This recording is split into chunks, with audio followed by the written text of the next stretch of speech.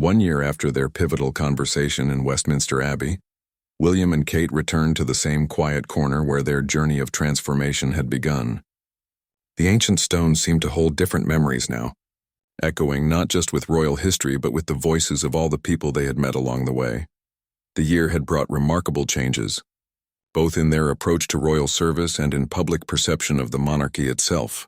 The foundation they had established was now operating community listening centers in 12 cities across Britain, providing direct connections between royal advocacy and local needs. Their monthly People's Forums had become a regular feature of their schedule, bringing together families from diverse backgrounds to share their experiences and propose solutions to common challenges.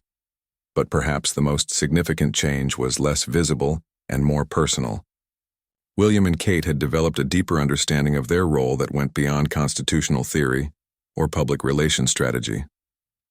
They had learned to see themselves not as figures to be admired from a distance, but as public servants with unique opportunities to amplify voices that might otherwise go unheard. The morning brought news that perfectly illustrated how their approach had evolved. David Chin, the widowed father they had helped after the Tower Block fire, had been selected to address the United Nations about housing policy innovation. His insights, born from personal experience and refined through conversations with the royal couple, were now influencing international discussions about urban development and social services. "Look at this," Kate said, showing William the news coverage of David's UN presentation. "He's using his platform to advocate for other families facing similar challenges. This is exactly what we hoped would happen. Not that we would solve problems for people, but that we would help them develop the tools and connections to solve problems themselves." Their children had noticed the changes too. George, now old enough to understand more about his future role, had begun asking thoughtful questions about the purpose of the monarchy and how royal service could make a meaningful difference in people's lives.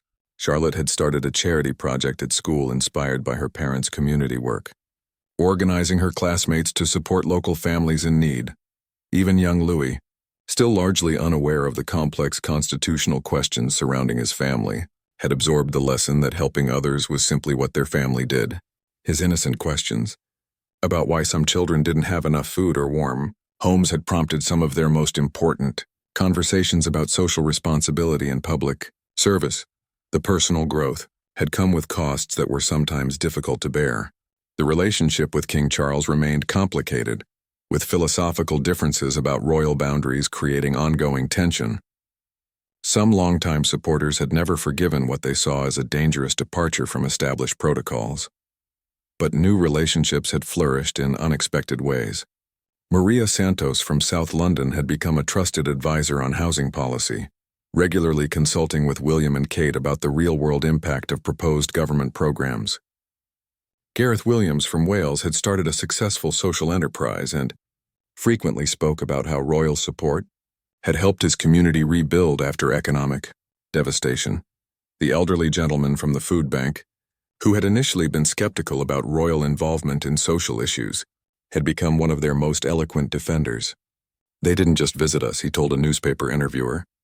"They worked with us, learned from us, and then used their influence to make things better for people like us. That's what leadership should look like." As they sat in the familiar quiet of Westminster Abbey, William and Kate reflected on the journey that had brought them to this point. The institution they served was undeniably different from the one they had inherited, more engaged and more responsive to contemporary needs, but also more controversial and less predictable. "Do you think we've succeeded in making the monarchy more relevant?" Kate asked, voicing the question that had driven their efforts from the beginning. William considered the question carefully, thinking about all the lives they had touched and all the changes they had witnessed. "I think we've succeeded in making ourselves more useful," he replied. "Whether that translates to long-term relevance for the institution, only time will tell." Their conversation was interrupted by a message from Dorothy, the elderly woman who had first approached them outside the Abbey a year earlier. Her granddaughter had graduated from teacher training college and been hired by a school in an underserved community, fulfilling the dream she had shared during that first chance encounter. "Every time we think we understand the impact of what we're doing," Kate said after reading Dorothy's message, "we discover new connections and new possibilities. It's like throwing a stone into a pond and watching the ripples spread in directions you never expected." As they prepared to leave the abbey, both felt a sense of completion and new beginning simultaneously. They had found their own way of serving their country and their people, one that honored tradition while embracing necessary change. The path ahead remained uncertain, with challenges that would test their resolve and their judgment, but they faced that uncertain future with confidence born from experience and relationships, built through genuine engagement with the communities they served. They had learned that royal service was not about maintaining distance and dignity, but about building bridges and creating connections that could survive long after individual crises had passed. The afternoon sun streamed through the abbey's ancient windows as they walked toward the exit, hand in hand as they had been throughout their journey. Outside, London bustled with the energy of millions of people pursuing their own dreams and facing their own challenges. Some of those people had been touched directly by William and Kate's work over the past year. Others had been affected indirectly through policy changes or community programs that emerged from royal advocacy. Many more would never have any direct contact with the royal family, but would benefit from a monarchy that had learned to listen, to learn, and to use its unique position in service of the common good. As they stepped into the London sunshine, William and Kate knew that their conversation in Westminster Abbey had been just the beginning. The real work of building a relevant, responsive monarchy lay ahead of them, in countless communities across Britain and in the daily choice to put service above ceremony, connection above convention. The future of the monarchy they were creating together would be judged not by its adherence to ancient protocols, but by its ability to make a positive difference in the lives of ordinary people facing extraordinary challenges. And in that mission, they had found not just a new way of being royal, but a deeper understanding of what it meant to serve. The morning sun cast long shadows across Windsor Castle as Catherine, Princess of Wales, carefully adjusted her black coat one final time. Today was different from any other royal engagement she had attended. Today, her 3 children would join her for one of the most important public appearances of their young lives. The weight of the moment pressed heavily on her shoulders as she thought about 10-year-old George, 8-year-old Charlotte, and 5-year-old Louis. William stood beside his wife, his usually composed demeanor showing subtle signs of nervousness. He had been preparing for this day for weeks, knowing that the eyes of the world would be watching their family. The children had been briefed about what to expect, but nothing could truly prepare them for the intensity of public scrutiny they were about to face. In the nursery, Charlotte was helping Louis with his shoes while George practiced the formal greetings they had rehearsed countless times. The young princess had always shown remarkable maturity for her age, often acting as the bridge between her older brother's seriousness and her younger brother's playful nature. She understood the significance of today better than most children her age would. The palace staff moved with quiet efficiency, ensuring every detail was perfect. Maria, their beloved nanny, watched the children with a mixture of pride and concern. She had seen them grow from babies into confident young people, but today would test their composure in ways they had never experienced before. George, as the future king, carried an additional burden of expectation. His parents had been careful to give him as normal a childhood as possible, but moments like these reminded everyone of his destined role. He straightened his shoulders, mimicking his father's posture, and took a deep breath. The car journey to the venue was filled with last-minute instructions and gentle encouragement.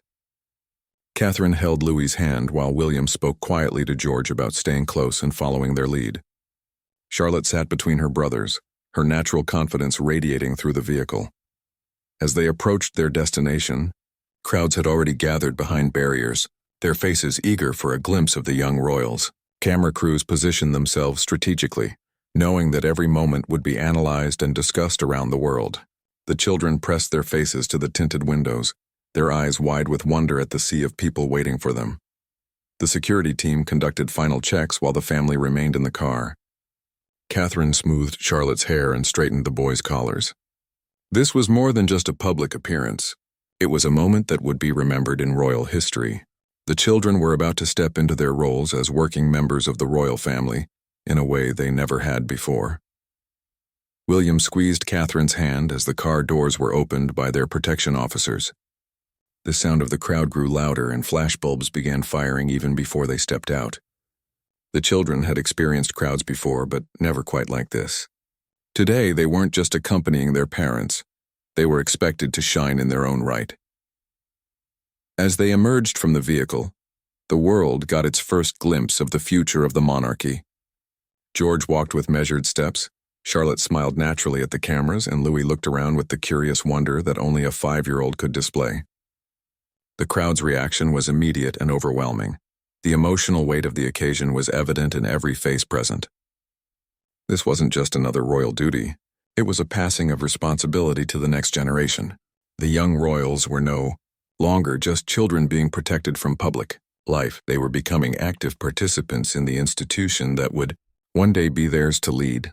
Palace officials watched nervously from the sidelines, knowing that how the children handled this moment would set the tone for their future public roles. The delicate balance between protecting their childhood and preparing them for their destiny had never been more apparent than in this single, defining moment.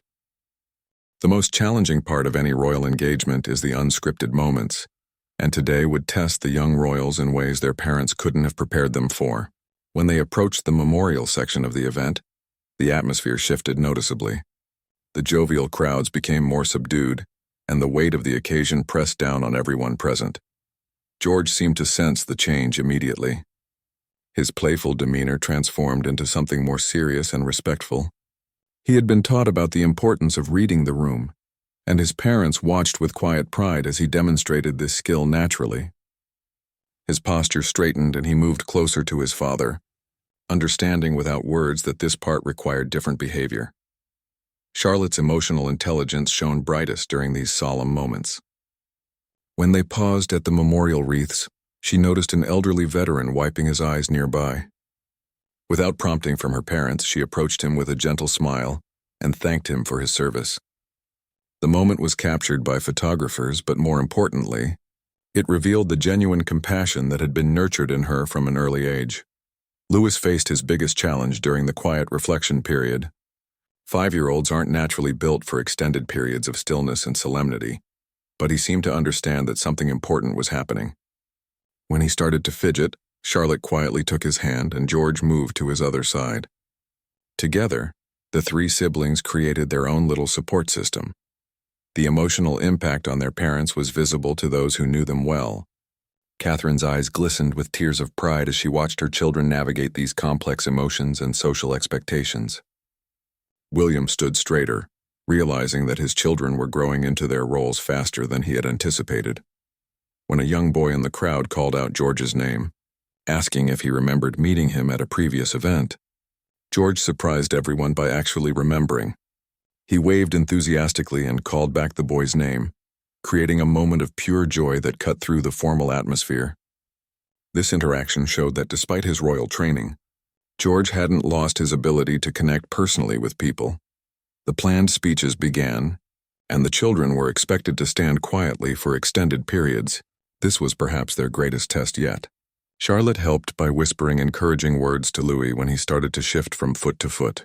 George focused intently on the speakers, showing respect through his attention even when the content was likely beyond his full understanding. During the musical performance, Louis's face lit up with genuine delight. Music had always been one of his passions, and his natural reaction to the beautiful hymn caused several onlookers to smile through their own tears. His joy was infectious, reminding everyone present that celebration and remembrance could coexist beautifully. The most touching moment came when Charlotte noticed a little girl in a wheelchair who had been positioned at the front of the crowd specifically to see the royals. Without waiting for permission, Charlotte broke from the planned route slightly to go directly to the child. She knelt down to the girl's level and spent several minutes in conversation, asking about her favorite subjects in school and complimenting her dress. This spontaneous act of kindness caused a ripple effect through the crowd.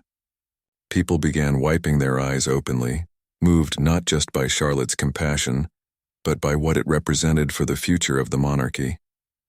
Here was a young princess who understood that her role was about service and connection, not just ceremony and tradition. George watched his sister's interaction with the little girl and learned something important about leadership in that moment. True authority comes from caring about people, not just following protocol. When Charlotte rejoined the group, He gave her a subtle nod of approval that didn't go unnoticed by their parents. The children's ability to balance formality with genuine human connection became the story of the day. Media outlets began focusing less on their clothes or their behavior and more on their character. Royal commentators noted that these weren't just well-trained children going through motions. These were young people who understood their responsibility to make others feel valued and seen.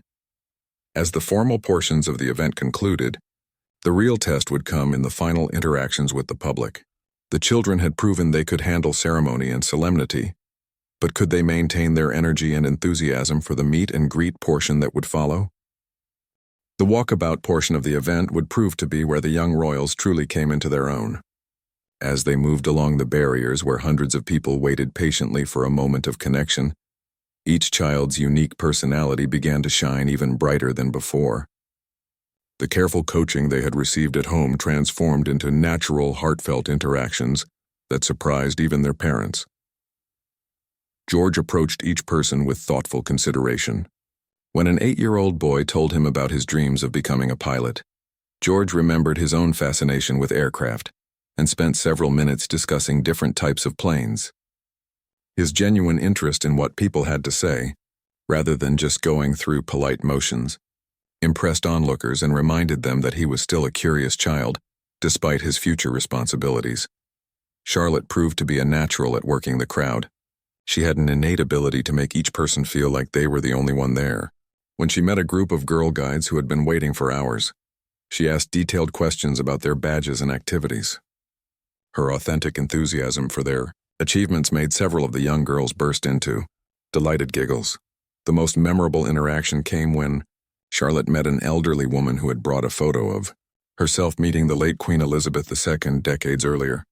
Charlotte examined the photograph carefully, asking questions about the occasion and listening intently to the woman's memories. When the woman began to tear up while sharing the story, Charlotte gently touched her hand and said she was sure her great-grandmother would have remembered her kindness. Louis provided the comic relief that everyone needed after the emotional weight of the earlier ceremonies. When a toddler in the crowd started crying upon seeing the cameras and crowds, Louis made funny faces until the child began laughing instead. His natural empathy for other children and his lack of self-consciousness about being silly in public endeared him to parents throughout the crowd. The children's stamina impressed everyone present. After 2 hours of constant attention and interaction, they showed no signs of the exhaustion that typically affects children in overwhelming situations. Instead, they seemed energized by the positive responses they were receiving from the public. Their parents had worried about them becoming overwhelmed, but instead they appeared to be thriving. William found himself stepping back slightly, allowing the children more space to interact independently. This shift from protective parent to proud observer marked a significant moment in their development as working royals. He could see that they were developing their own styles of engagement and didn't need constant guidance. Catherine noticed how naturally the children were beginning to divide their attention between different age groups in the crowd. Charlotte gravitated toward other children and elderly women. George engaged well with teenagers and middle-aged adults, and Louis charmed parents with young children. These weren't conscious strategies. They were natural inclinations that suggested each child was finding their own way to connect with the public. The most touching moment came when they encountered a military family whose father was currently deployed overseas. The mother had brought her 2 young children to see the royals, hoping to create a special memory during a difficult time. George, remembering his great-grandmother's dedication to military families, asked thoughtful questions about their father's service and thanked the children for their sacrifice as a military family. Charlotte's response to the military children was equally moving. She asked their names and ages, then told them how brave they were for supporting their father's important work. When the youngest child, a 4-year-old girl, shyly offered Charlotte a small flower she had picked, Charlotte accepted it with the same grace she would show for the most expensive gift.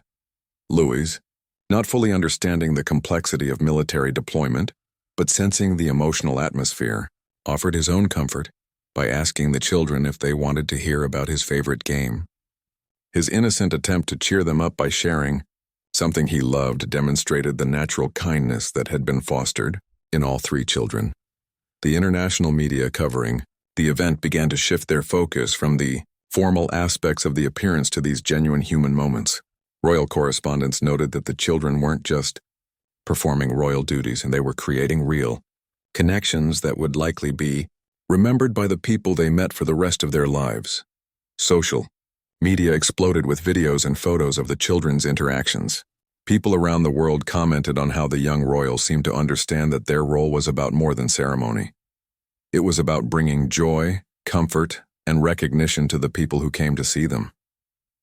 As the afternoon progressed, the true test of the young royals came not from any single dramatic moment, but from their ability to maintain their enthusiasm and genuine engagement after hours of constant public attention. Many seasoned royal watchers had expected the children to become tired or overwhelmed, but instead they seemed to grow more confident with each interaction. The turning point came when they reached a section where local school children had been given special positioning. Charlotte immediately noticed that one little girl was standing behind taller children and couldn't see properly. Without waiting for protocol or permission, she gently asked the adults if they could help make sure everyone could see. Her natural leadership in advocating for others caught even the security team off guard. George demonstrated his growing understanding of his future role when he encountered a group of young people who had been waiting since early morning. Instead of the brief greetings that had been planned, he stopped and asked them about their studies and future plans. When one teenager mentioned wanting to study environmental science, George engaged in a surprisingly sophisticated conversation about climate change and conservation efforts. The moment that would be remembered most came when Louis spotted a service dog in the crowd. His immediate excitement was tempered by his parents' earlier teachings about not approaching working animals without permission. He politely asked the handler if he could say hello to the dog, and when permission was given, his gentle interaction with the animal demonstrated the respect for others that had been instilled in him. The emotional climax of the day occurred during an unplanned stop. Catherine noticed a woman in a wheelchair who was positioned at the back of the crowd, clearly struggling to see over the people in front of her. The family made a collective decision to break from their planned route and walk directly to her. The woman's tears of joy at the unexpected attention created a moment of pure human connection that transcended royal protocol. During this interaction, each child contributed something unique. George spoke with the woman about her volunteer work with local charities. Charlotte admired the beautiful scarf the woman was wearing and asked where she had gotten it. Louis, noticing the woman's service dog, shared that he hoped to have a dog of his own someday. Together they created a moment that the woman would treasure forever. The children's ability to read emotional situations continued to impress throughout the afternoon. When they encountered a group of people who had traveled from overseas specifically to see them, Charlotte made sure to ask which countries they were from and thanked them for making the journey. George attempted to say hello in their native languages, causing delighted laughter and applause. The most challenging moment came when they met a group of children from a local hospital who had been granted special access to attend the event. Some of these children were clearly unwell, and the situation required sensitivity beyond their years. All three young royals rose to the occasion magnificently, showing patience, gentleness, and genuine interest in each child's story. Charlotte's interaction with a young cancer patient became particularly poignant. The 6-year-old girl had lost her hair during treatment, but wore a beautiful princess tiara her mother had bought for the occasion. Charlotte immediately complimented the tiara and asked if she could touch it, treating the child like the royalty she felt like that day. The moment brought tears to many adult eyes. George surprised everyone by remembering details from previous royal engagements where his parents had met families dealing with medical challenges. His questions showed that he had been listening and learning from these experiences, understanding that royal visits could bring real comfort to families going through difficult times. Louis, despite his young age, seemed to instinctively understand that some situations called for quiet gentleness rather than his usual exuberant energy. When meeting the hospital children, he spoke softly and moved slowly, showing remarkable emotional intelligence for a 5-year-old. The afternoon had tested every aspect of their preparation and natural character. They had navigated formal ceremonies, spontaneous interactions, emotional moments, and challenging social situations. Throughout it all, they had remained authentic to themselves while growing into their roles as representatives of the monarchy. As the official portions of the event drew to a close, it became clear that this appearance had marked a fundamental shift in how the public viewed the future of the royal family. These weren't just well-behaved children following scripts. They were young people with genuine compassion, intelligence, and natural leadership abilities. The final hour of the public appearance would prove to be the most revealing of all. As exhaustion might have been expected to set in, the young royals instead seemed to find a second wind, perhaps sensing that their time with the public was drawing to a close. Their interactions became even more personal and meaningful, as if they understood this might be their last chance to make lasting connections with the people who had waited so patiently to meet them. George surprised his parents by initiating conversations with several teenagers about their hopes for the future. When one young man mentioned struggling with his A-levels and worrying about university applications, George listened intently and offered encouragement, sharing that he sometimes found his own studies challenging too. This moment of vulnerability and relatability from the future king resonated deeply with everyone present. Charlotte's natural empathy reached new heights when she encountered an elderly gentleman who had brought a framed photograph of his late wife, hoping to show it to the royals. She studied the picture carefully, asked about the woman's life, and listened as the man shared memories of their 60-year marriage. When he began to cry while talking about missing her, Charlotte placed her small hand on his arm and told him that love like theirs never really goes away. The most spontaneous moment came when Louis noticed a little boy about his own age who seemed frightened by all the cameras and crowds. Breaking away from the planned route once again, Louis approached the child and asked if he wanted to be friends. The two boys quickly began chatting about their favorite toys and games, completely oblivious to the hundreds of cameras capturing their innocent friendship. Catherine and William found themselves stepping further into the background, realizing that their children were creating their own authentic connections without need for parental guidance. This transition from protected children to independent representatives of the crown was happening more naturally and successfully than anyone had dared hope. The emotional peak of the entire day occurred when they met a military widow who had brought her young son to see the royals. The woman had lost her husband in overseas service, and her boy had been struggling with his father's absence. George, remembering his great-grandmother's special relationship with military families, spent considerable time talking with the child about his father's bravery and sacrifice. Charlotte's response to the military family was equally profound. She asked the little boy about his favorite memories with his father, and listened as he shared stories about bedtime stories and weekend adventures. When the child mentioned that he worried about forgetting his dad's voice, Charlotte assured him that the love and lessons his father had given him would always be with him. Louis, sensing the sadness in the situation without fully understanding it, offered to share one of his favorite jokes to make the little boy smile.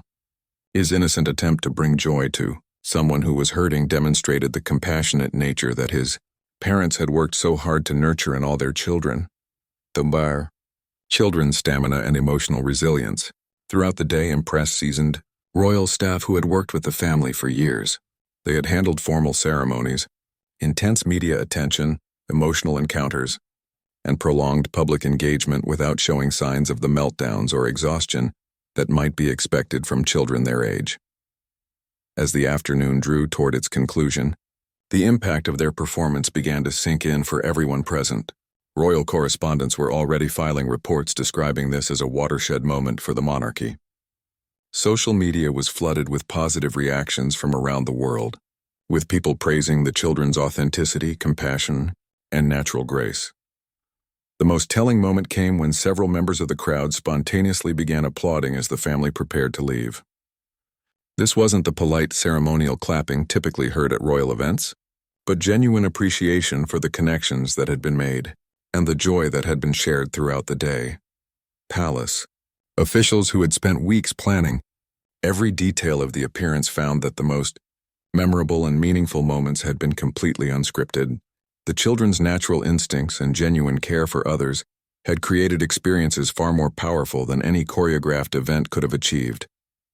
As they made their way toward the final farewell, It was clear that this day had changed something fundamental about how the public viewed the future of the royal family. These young people had proven themselves capable of carrying forward the best traditions of service and dedication, while bringing their own authentic personalities to their roles. The final moments of their historic public appearance would be remembered as the perfect conclusion to an extraordinary day. As the family gathered for their departure, the young royals seemed to understand instinctively that they needed to acknowledge the hundreds of people who were still hoping for one last glimpse, one final wave or one more smile from the future of the monarchy. George took the initiative in organizing his siblings for the farewell. With maturity beyond his 10 years, he positioned himself between Charlotte and Louis, ensuring they were all visible to the crowd. His natural leadership was emerging not through commands or control, but through thoughtful consideration for others, exactly the kind of king he was being raised to become. Charlotte's final interactions with the crowd were perhaps her most touching of the entire day. She noticed several people holding up phones to capture videos and photos, and instead of simply waving, she took time to look directly at different sections of the crowd, ensuring that everyone would have a clear picture to remember. Her understanding that these images would be treasured by families for generations showed wisdom far beyond her 8 years. Louis provided the perfect ending with his characteristic blend of innocence and charm. As they prepared to leave, he suddenly broke into an enthusiastic wave that had everyone in the crowd laughing and waving back. His unbridled joy was infectious, reminding everyone that despite the formality of the occasion, at its heart this had been about bringing happiness to people's lives.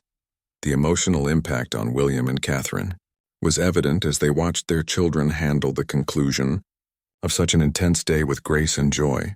They had worried about overwhelming the children with too much public attention too soon, but instead they had witnessed their growth into confident, caring young people who understood their roles and embraced their responsibilities. As they walked toward their waiting car, each child made spontaneous gestures that would be remembered forever. George stopped to shake hands with the police officers who had provided security throughout the day, thanking them for their service. Charlotte gave a special wave to a group of children from her school who had been given permission to attend. Louis blew kisses to babies in the crowd, causing delighted squeals from parents and grandparents. The most moving moment came when an elderly veteran in a wheelchair called out a blessing for the children. All 3 young royals stopped, turned toward him and bowed their heads respectfully. This moment of reverence and gratitude, entirely unplanned and unscripted, perfectly captured the spirit of service and respect that their parents had worked so hard to instill in them. Inside the car, as they finally departed, the children's excitement was palpable. They chattered about the people they had met, the stories they had heard, and the connections they had made. Their energy and enthusiasm after such a long, intense day proved that they had not only survived their first major public appearance but had genuinely enjoyed it. Catherine and William exchanged glances of relief, pride, and amazement.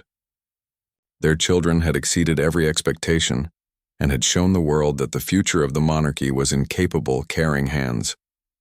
The careful balance they had tried to strike between normal childhood and royal preparation had paid off beautifully. The immediate aftermath of their departure was telling. Instead of the usual polite dispersal, crowds lingered, sharing stories of their interactions with the young royals. People exchanged contact information, planning to stay in touch with others who had shared this special experience.